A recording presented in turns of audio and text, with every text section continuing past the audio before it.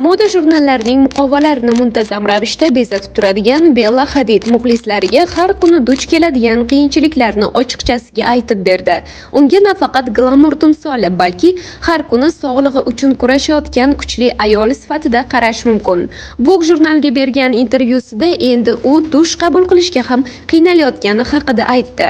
Sababi Bella Hadidga 2012-yilda surunkali Lyme kasalligi tashxisi qo'yilgan. Lyme kasalligi og'ir charchoq, mushak hamda bo'g'im og'riqlari, fikrni jamlay olmaslik, depressiya kabi alomatlarni yuzaga keltiradi.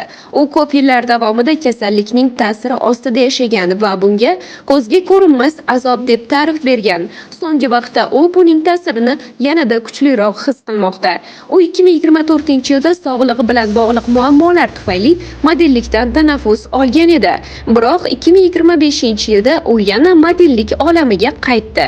Bella Hadid 2025-yilning 78-Cannes festivalida yangi soch turmagi bilan jozibali ko'rinishda namoyon bo'ldi.